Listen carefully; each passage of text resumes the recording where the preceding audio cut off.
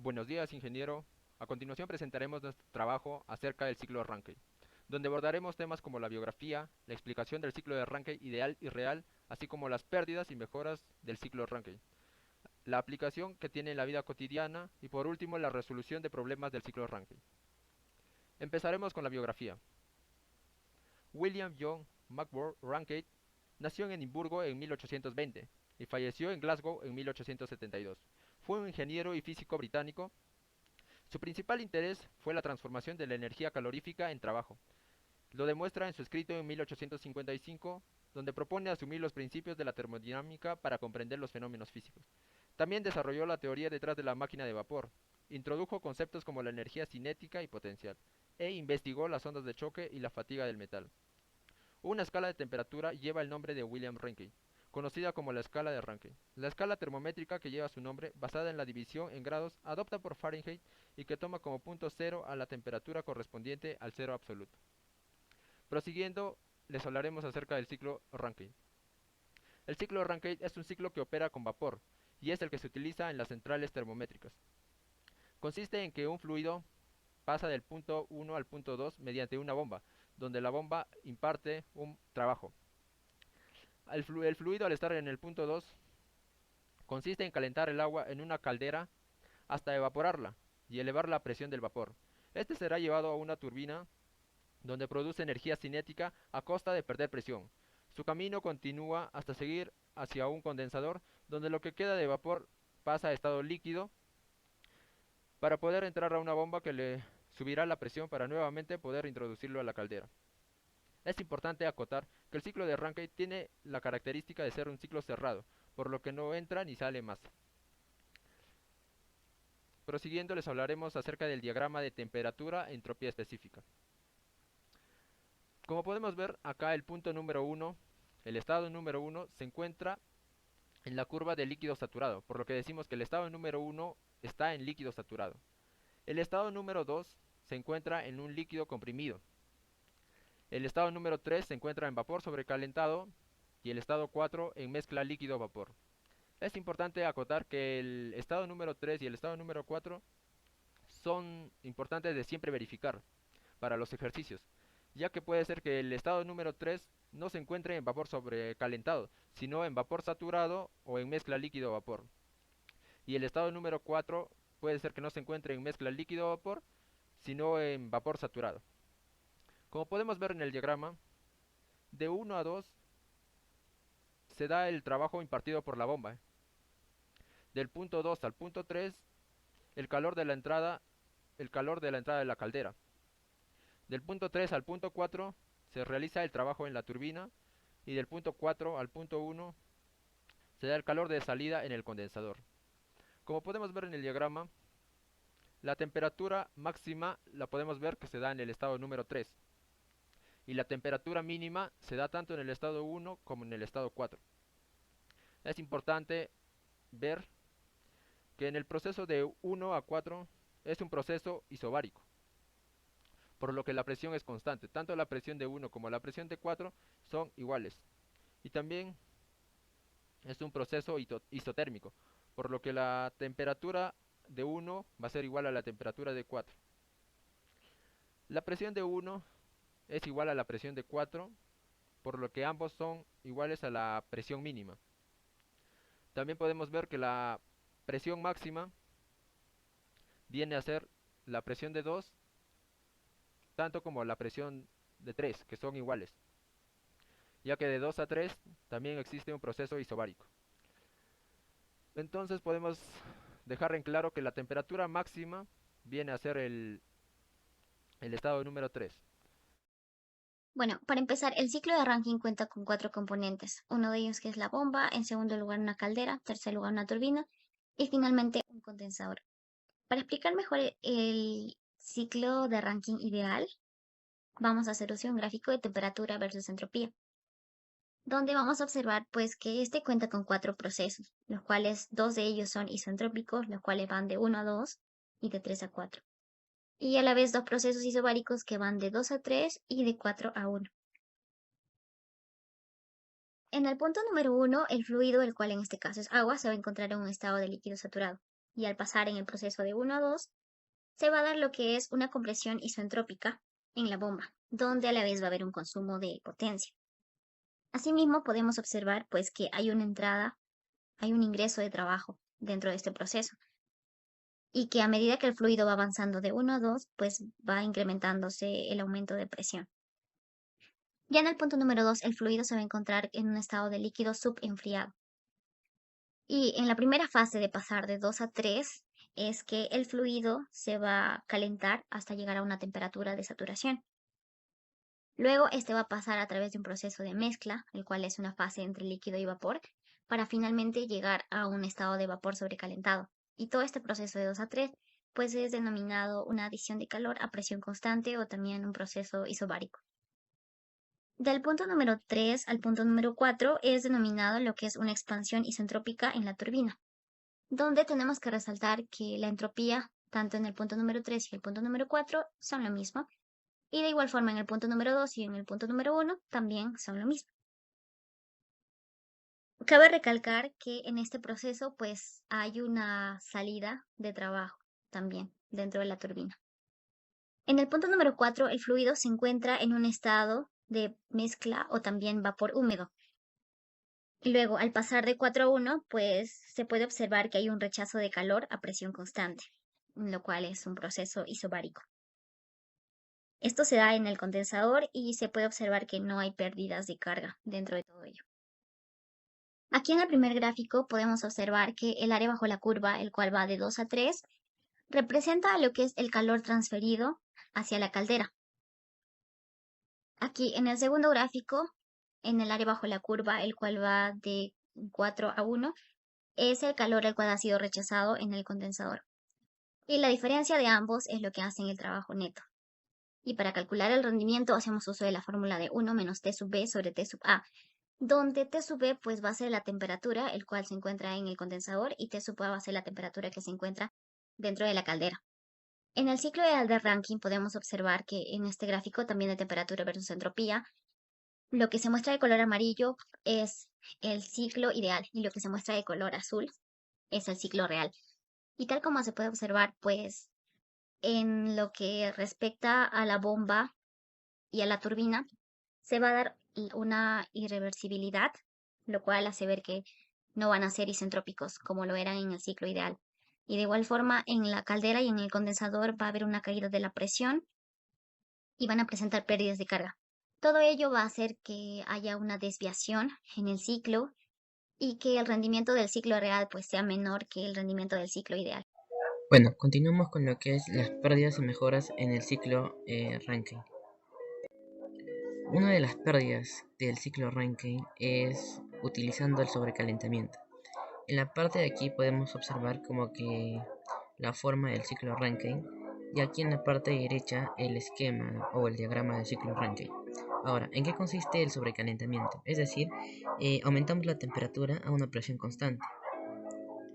Ya, ok, el área aumenta y la calidad también aumenta como podemos observar. Todo muy bien hasta ese momento, ¿no?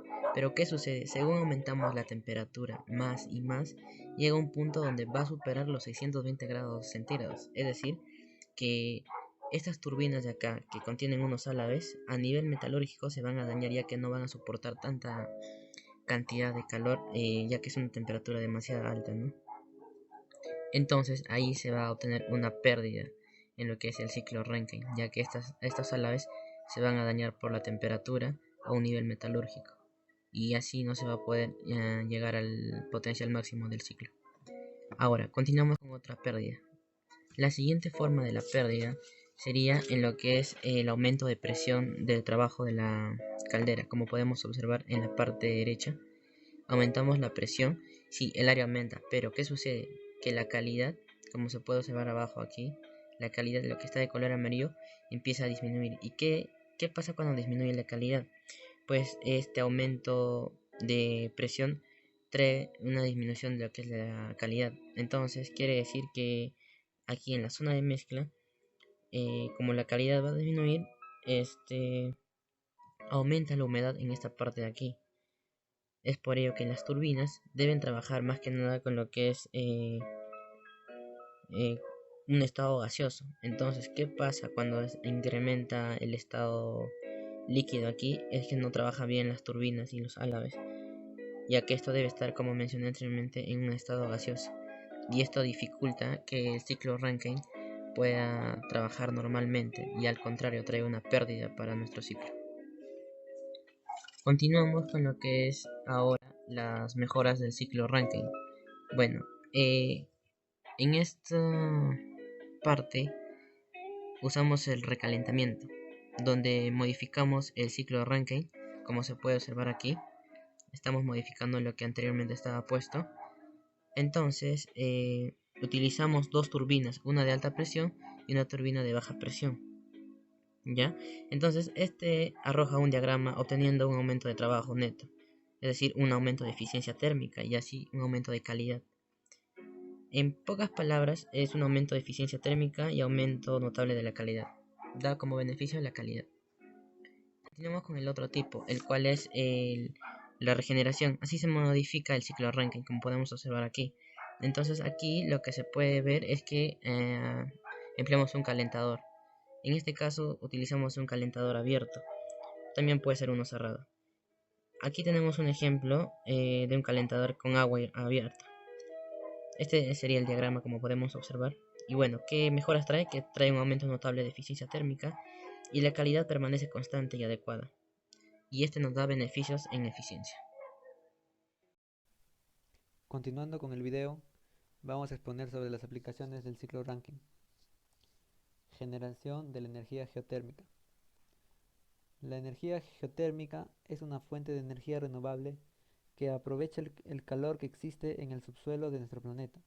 Sus principales aplicaciones que se dan en nuestra vida cotidiana son climatizar y obtener agua caliente sanitaria de manera ecológica, tanto en grandes edificios, oficinas, fábricas, hospitales, etc., como en viviendas. Los recursos geotérmicos de alta temperatura se utilizan para generar energía eléctrica, mientras que aquellos con temperaturas menores son óptimos para los sectores industrial, servicios y residencial. Existen cuatro formas de explotación eléctrica de las fuentes geotérmicas mediante un ciclo Rankine convencional. El primero de ellos es el sistema de conversión directa. Este es el más sencillo de los cuatro planteados y comúnmente utilizado. La eficiencia global de este es pequeña debido a varios factores. Por un lado, la diferencia de presiones a la entrada y salida de la turbina es pequeña. Este tipo de plantas pueden, de media, producir 1 kW por hora a partir de 6.5 kilogramos de vapor, por lo que un grupo de 100 megawatts necesitaría una alimentación de aproximadamente 180 kilogramos por segundo de vapor.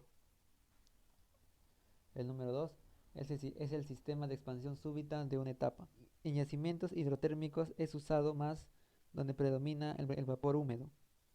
El vapor húmedo bien sufre una evaporación súbita al descender, debido a la disminución de la presión. Previamente a que llegue el vapor húmedo, se utiliza un separador de fases para enviarle el vapor seco a la turbina y la salmuera de vuelta al acuífero por medio del pozo de reinyección. Su rendimiento de este es algo menor que en sistemas de conversión directa, debido a que la turbina trabaja a presiones y temperaturas más bajas.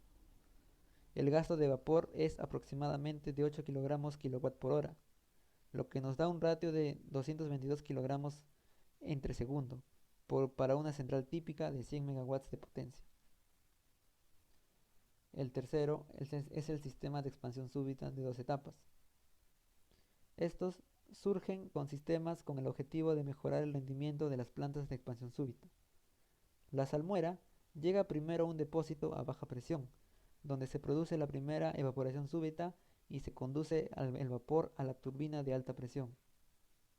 El líquido no evaporado se pasa a un segundo depósito, a más baja presión, donde se produce la segunda evaporación súbita. Este vapor es conducido junto con el exhausto de la turbina de alta hacia la turbina de baja presión. Este sistema aumenta el rendimiento de los sistemas de una sola etapa en casi un 40%, incrementa la producción eléctrica en un 25% y supone solo un aumento del 5% en el coste de la planta. Sin embargo, requiere de grandes volúmenes de trabajo, del orden de 1000 kilogramos por segundo para una planta de 37 megawatts. El número 4 tenemos el sistema de ciclos binarios.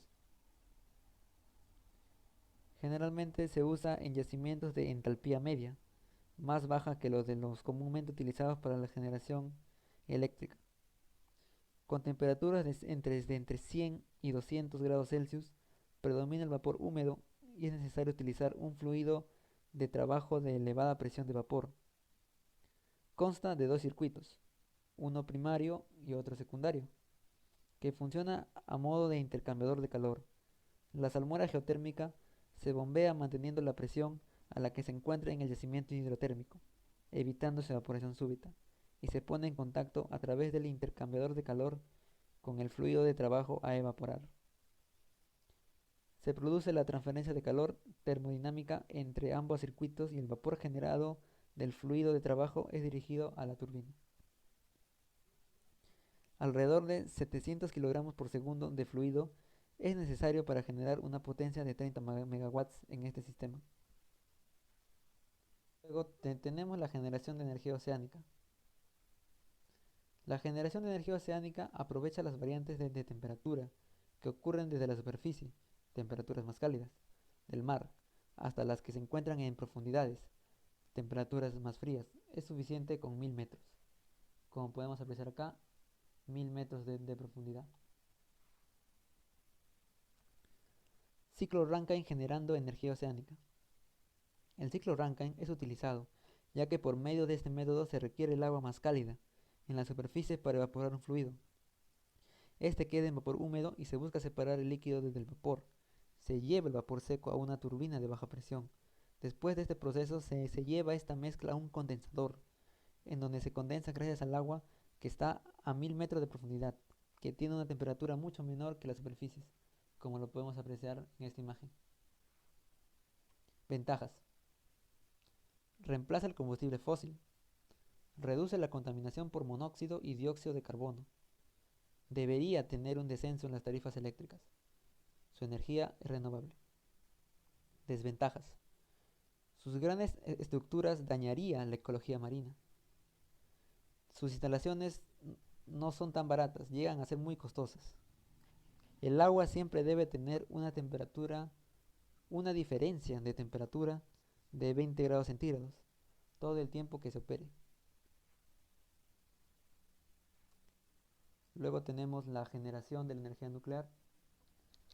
Para explicar cómo funciona una central nuclear y produce energía, es necesario citar al científico Valery Legasov, el autor del informe sobre el incidente nuclear de Chernobyl el 26 de abril de 1986.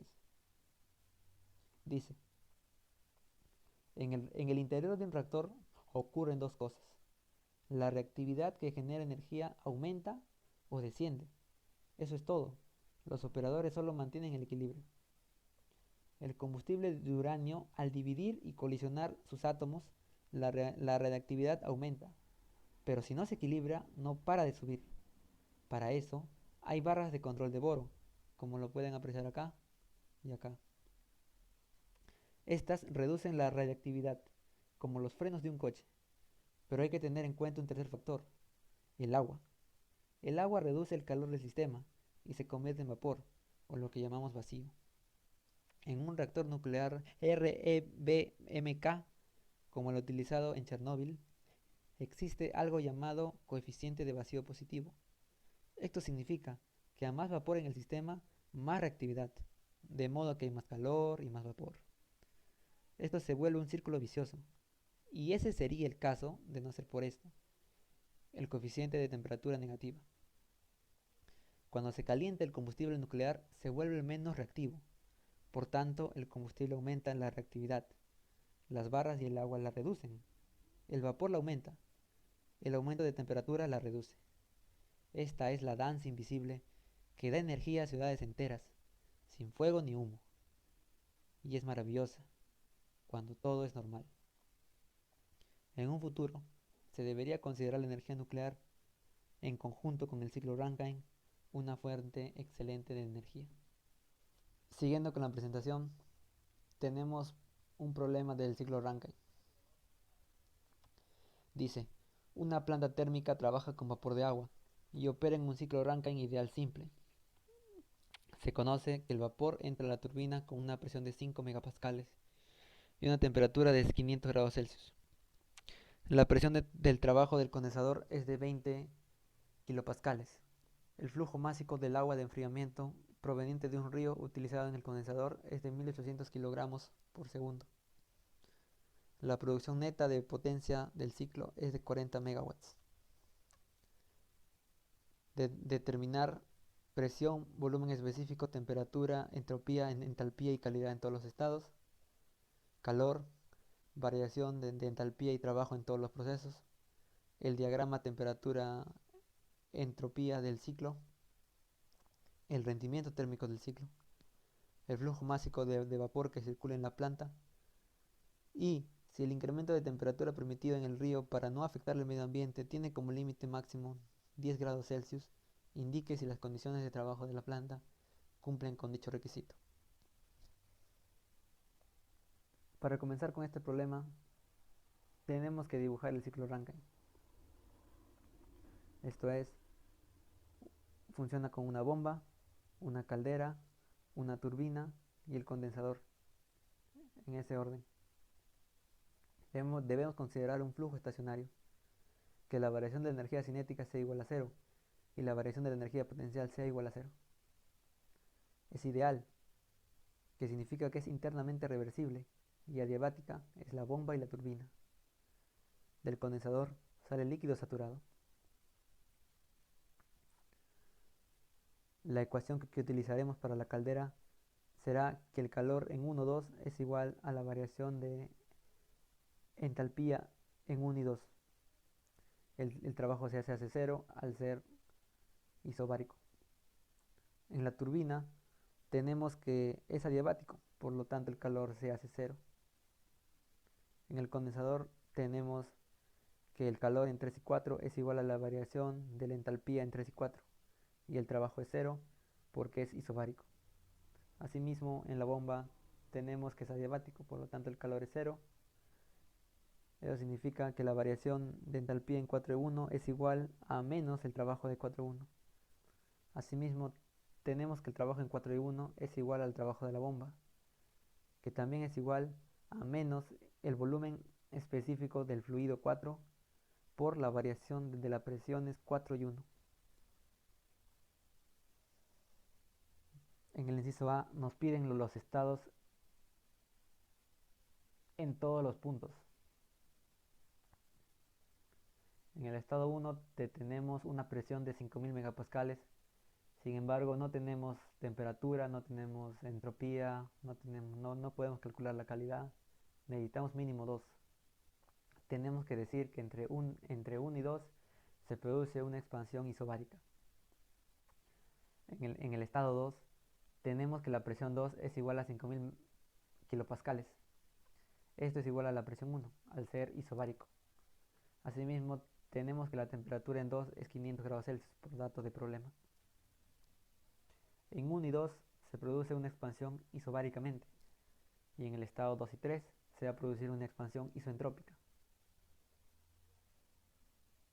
Según las tablas de temperatura y presión saturadas, tenemos que buscar el dato de 5000 kilopascales.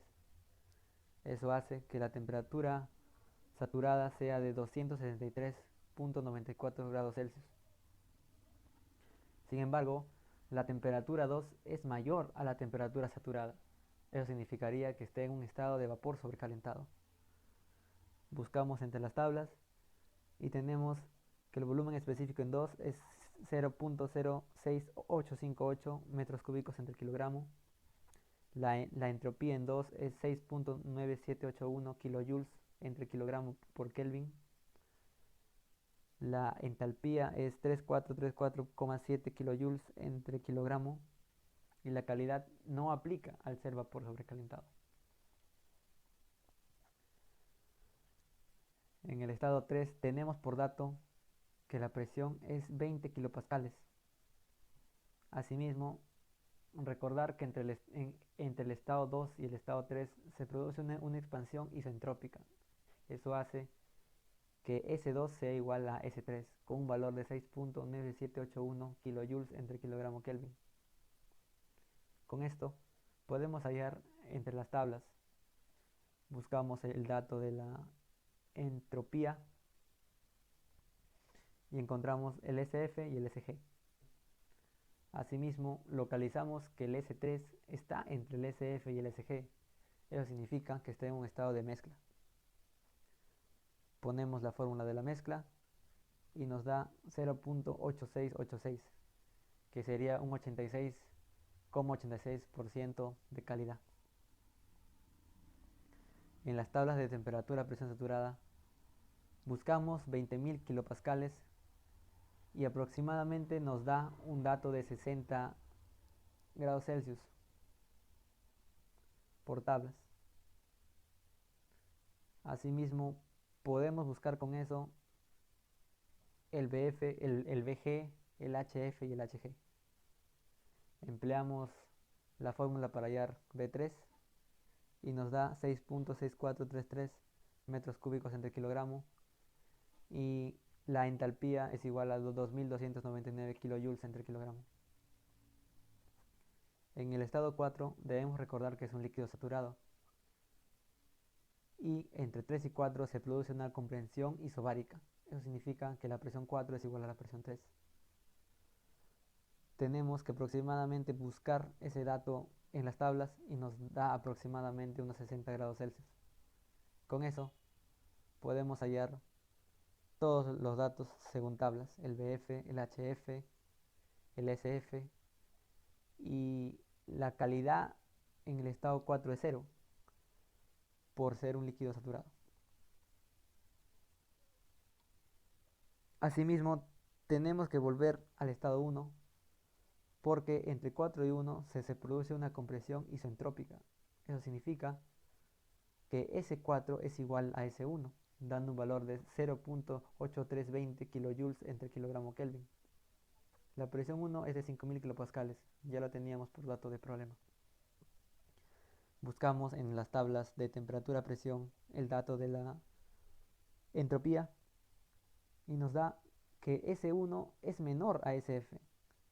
Eso hace que esté en un estado de líquido comprimido. Tenemos que buscar en las tablas. Según la temperatura 60.3 grados centígrados, podemos hallar el volumen específico en 1, la entalpía en 1. Sin embargo, la calidad no aplica al ser un líquido comprimido. Tenemos una forma usual para hallar también H1 a la salida de la bomba y es con la fórmula que vimos antes. El trabajo de la bomba es igual a menos BF 4 por la variación entre 4 y 1. Eso, haciendo cálculos, nos da un valor de menos 5.07 kilojoules entre kilogramo. Asimismo, para hallar con más exactitud el H1, tenemos que aplicar la primera ley, que dice que el calor entre 4 y 1 es igual a la variación de entalpía 4 y 1 más el trabajo de 4 y 1. El calor se vuelve 0.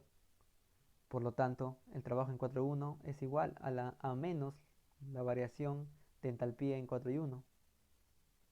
Haciendo cálculos, nos da que H1 es 256.5 kilojoules entre kilogramo, un poquito más que aproximando los datos de las tablas. En el inciso B nos pide hallar el calor, el trabajo y la variación de entalpías en todos los procesos. En el proceso 1 y 2 se produce una expansión isobárica de la caldera. Eso hace que el trabajo sea 0. Haciendo cálculos, hoy llegamos a la conclusión que el calor 1 y 2 es el calor entrante y es igual a 3178.2 kilojoules entre kilogramo.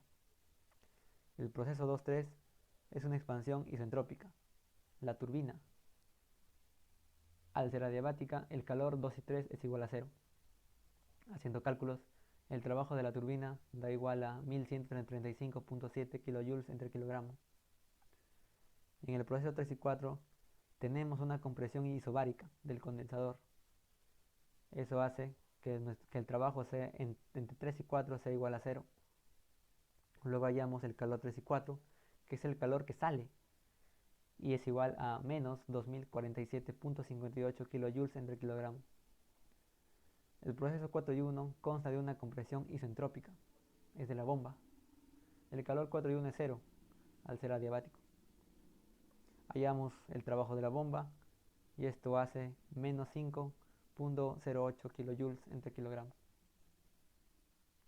En el inciso C nos pedían graficar el diagrama temperatura-entropía.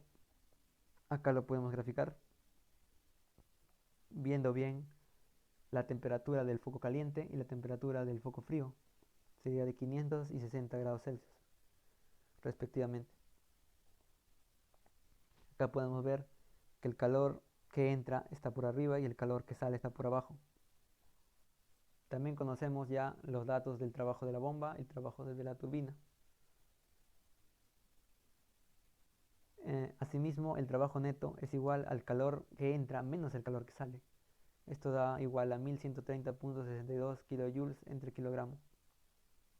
También tenemos que pasar los grados Celsius a Kelvin para poder trabajar en el siguiente inciso con la eficiencia del ciclo Carnot. La eficiencia de esta central térmica es igual al trabajo neto entre el calor que entra. Esto da igual a 0.3557, que sería 35.57%. Comparando esto con la eficiencia de un ciclo Carnot, es 1 menos la temperatura del foco frío entre la temperatura del foco caliente. Esto da igual a 0.5692, que sería igual a 56.92%. La eficiencia de la central térmica es menor a la eficiencia del Carnot, que sería el máximo teórico. En el inciso E nos pide el flujo másico de vapor que circula en la planta. Recordemos que el trabajo neto es 1130.62 kilojoules entre kilogramo. Eso hace que el flujo del trabajo es igual al flujo másico por el trabajo neto. Haciendo cálculos, el flujo másico sería igual a 35.4 kilogramos entre segundo. En el inciso F nos pedía calcular que el incremento de temperatura no sea máximo a 10 grados Celsius. Y tenemos que indicar que la planta cumple dicho requisito. Recordemos que el río a temperatura ambiente consta de 25 grados Celsius y está a una atmósfera, que sería igual a 101 kilopascales. Graficamos el condensador. Vemos que la misma cantidad que entra de flujo másico sale. La misma cantidad que entra de flujo másico del río también sale por la conservación de la energía, conservación de la masa. El condensador está a 20 kilopascales, el calor que sale y el calor que entra. El flujo del calor, y tenemos que ver el flujo del calor que sale y el flujo del calor que entra. Tenemos que la temperatura en A es 25 grados centígrados. Tenemos que la temperatura en A que entra es de 25 grados centígrados y la presión es de 101 kilopascales. Y la temperatura en B que sale no lo conocemos. Debe ser como máximo 35 grados centígrados. No puede ser más de 10 grados centígrados, por lo que no cumpliría esa planta con dicho requisito. La presión sigue siendo la misma, 101 kilopascales. Para hallar el flujo de calor que sale va a ser igual al flujo másico por el calor que sale. Esto nos da un total de menos 72.484.33 kilojoules entre segundo. Y el calor que entra es lo contrario, para mantener siempre la conservación de la energía. Sería más 72.484.33 kilojoules entre segundo. Asimismo, podemos emplear una fórmula en el río. el flujo del calor en AB es igual al flujo másico del río por la variación de la entalpía en AB. El trabajo es cero al ser isobárico. Recordemos que el flujo del calor en AB es igual al flujo del calor que entra, y esto es igual al flujo másico del río por la entalpía en B menos la entalpía en A. Buscamos entre las tablas de temperatura y presión saturada el dato de 25 grados centígrados. Eso nos da un total que HA es igual a HF, que sería igual a 104.83 kilojoules entre kilogramo. Luego, haciendo cálculos, podemos hallar HB. La entalpía en B sería 145.1 kilojoules entre kilogramo. Luego tenemos que interpolar. Buscamos datos y buscamos el HF cuando la temperatura es 30 grados y el HF cuando la temperatura es 35 grados. Contamos con nuestro HF, que sería 145.1. Esto es igual a la temperatura en B. Trataremos HF y T como una función de XY, como una función lineal. Podemos hallar la pendiente entre estas rectas. Eso da igual a 0.242. Luego, a través de la ecuación de la recta, podemos hallar con cálculos la temperatura en B, que sería igual a 34.7 grados centígrados. Luego podemos hallar la variación de la temperatura, que sería igual a la temperatura en B menos la temperatura en A. Da un total de 34.7 menos 25 grados Celsius, que era la temperatura del río, la temperatura ambiente. Eso nos da un total de 9.7 grados centígrados, que evidentemente es menor a 10 grados centígrados. Es decir, que la planta cumple con dicho requisito. Eso sería todo, ingeniero. Muchas gracias.